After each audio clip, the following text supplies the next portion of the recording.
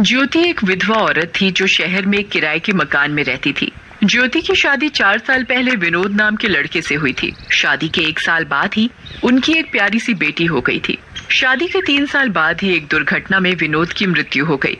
ज्योति अब अपनी बूढ़ी माँ और अपनी 1 साल की बेटी चंचल के साथ शहर में रहने लगती है। ज्योति पढ़ी लिखी थी तो इसीलिए वो शहर के एक ऑफिस में काम किया करती थी। ज्योति, अब तो अकेले ऐसे कैसे जिंदगी बिता पाएगी? अब तो दोबारा शादी कर ले। माँ, मैंने आपको कितनी बार कहा है, मेरे सामने ये मरने की बातें मत किया करो। और मुझे कोई शादी वादी नहीं करनी अब। अच्छा माँ, अब मैं ऑफिस जा रही हूँ। ज्योति के ऑफिस में उसका एक दोस्त होता है, वरुण। क्या हुआ ज्योति, बहुत उदास लग रही हो? अरे वरुण, अब तुम्हें क्या बताऊं, वही माँ का शादी के बारे में बोल रही थी कि शादी कर ले दोबारा। हाँ, तो कर लो ना शादी। वरुण देखो, अब तुम भी शुरू मत हो जाओ, ये मजाक की बात नहीं है। ज्योति, मैं मजाक नहीं कर रहा हूँ। मैं तुमसे बहुत प्यार करता हूँ और मैं तुमसे शादी करना चाहता हूँ। क्या तुम मुझसे शादी करोगी? वरुण, तुम जानते हो ना मेरी 1 साल की बेटी है। हाँ, मैं सब जानता हूँ। मैं तुम दोनों को अपनाने के लिए तैयार हूँ। ज्योति कुछ देर के लिए सोचने लगती है और फिर वरुण को हाँ कर देती है। फिर 1 हफ्ते बाद ज्योति और वरुण की शादी हो जाती है और फिर दोनों अपनी 1 साल की बेटी के साथ रहने लगते हैं। वरुण चंचल से बहुत खुश होता है, वो उससे बहुत प्यार करता है। उसे एक सुई भी चुभ जाती थी तो दर्द वरुण को होता था। कुछ दिन बाद वरुण की तबीयत बहुत खराब हो जाती है। बहुत तेज बुखार हो जाता है। तेज बुखार की वजह से उसकी मौत हो जाती है। वरुण, तुम मुझे छोड़कर नहीं जा सकते। अब मेरा और तुम्हारी छोटी सी बच्ची का क्या होगा? तेरी किस्मत में पति सुख नहीं लिखा बेटी। अब तू अपनी इस बेटी को ही संभाल।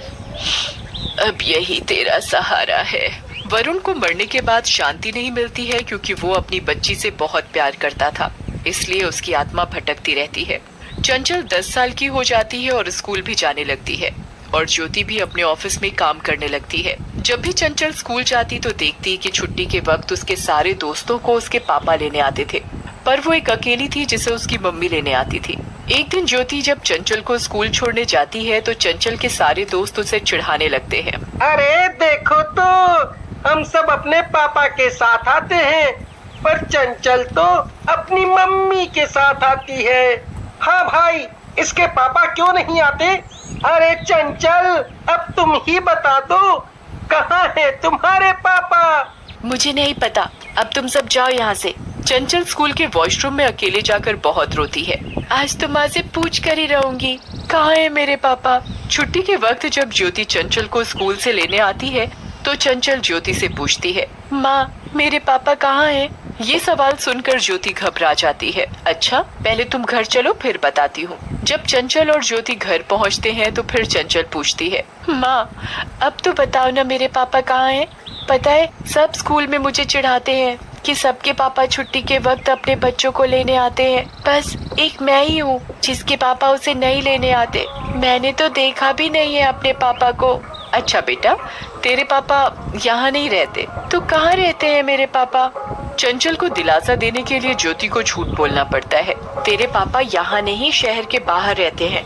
तेरे पापा बहुत काम करते हैं ना, इसलिए शहर के बाहर रहते हैं।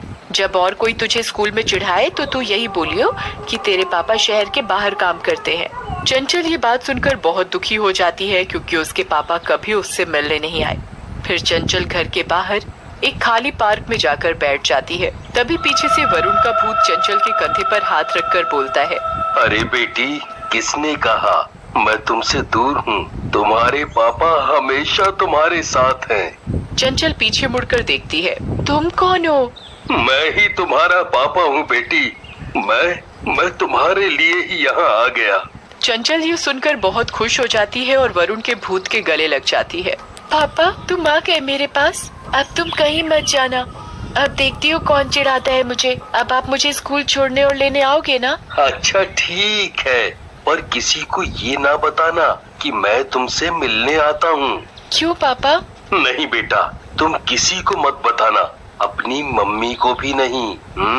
अच्छा ठीक है पापा, मैं किसी को नहीं बताऊंगी, पर आप मुझे छोड़कर कहीं मत जाना, मेरे साथ ही रहना।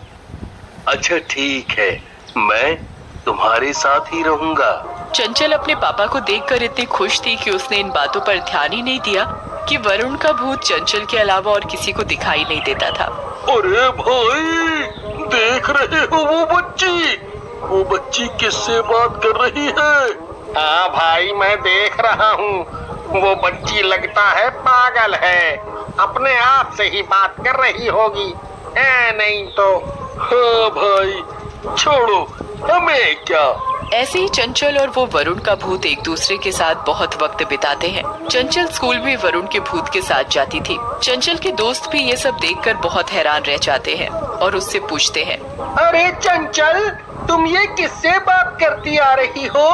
अरे तुम्हें दिखाई नहीं देता है मेरे? तभी चंचल को पापा का वादा याद आ जाता है कि उसे इसके बारे में कुछ नहीं बताना। कुछ नहीं दोस्त, मैं तो ऐसे ही बोल रही थी। उसके सारे दोस्तों को चंचल बहुत अजीब लगने लगती है, इसलिए उसके साथ न तो कोई बात करता है और न ही उसके साथ बैठता है। चंचल तो बस पूरा दिन अपने पापा के साथ गुजारती रहती है। चंचल और वरुण का भूत दोनों मिलकर पार्क में भी खेलने जाते हैं।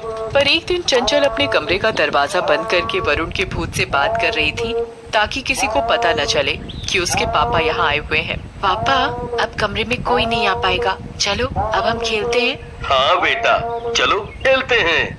वरुण का भूत और चंचल दोनों खिलौनों के साथ खेल रहे होते हैं। तभी ज्योति कमरे में से आवाज सुन लेती है।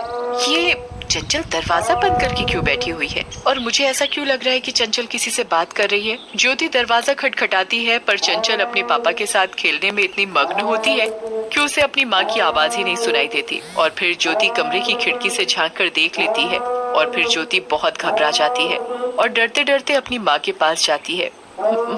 माँ सुनो, वो चंचल। अरे क्या हुआ चंचल को? माँ, मैंने खिड़की से झांक कर देखा कि चंचल किसी से बात कर रही है। ऐसा लग रहा था वो किसी के साथ खिलौनों के साथ खेल रही है। अरे हट पगली, हो सकता है वो ऐसे ही अपने आप से बात कर रही हो। माँ, मैं सच कह रही हूँ, चंचल ने अपने कमरे का दरवाजा भी बंद करके रखा है। ज्योति की माँ ये सुनकर थोड़ा चौंक जाती है और फिर चंचल के कमरे के बाहर जाकर उससे दरवाजा खोलने को बोलती है। चंचल फिर भी नहीं सुनती तो ज्योति कमरे का दरवाजा अपने पास रखी डुप्लीकेट चाबी से खोल देती है और देखती है कि चंचल वहाँ बैठकर खेल रही होती है। चंचल, बता अभी तू किससे बात कर रही थी? बता मुझे। किसी से नहीं माँ, तुम्हें वहम हुआ है। मैंने सब कुछ खिड़की से झांक कर देख लिया था। चल अब सच सच बता, कौन था यहाँ तेरे साथ? माँ, मैं अपने पापा के साथ थी। मेरे पापा रोज मेरे साथ खेलने आते हैं। ज्योति ये सब सुनकर बहुत घबरा जाती है। क्या तेरे पापा तुझे मिलने आते हैं? ये क्या बकवास कर रही है? तेरे पापा यहाँ नहीं आ सकते। वरुण का भूत चंचल को डांट खाते हुए नहीं देख पाता, इसीलिए वो शीशे के सामने जाकर खड़ा हो जाता है ताकि सब देख सके। माँ, तुम्हें मेरी बातों पर यकीन नहीं है ना? तो खुद ही देख लो शीशे में, देखो मेरे पापा।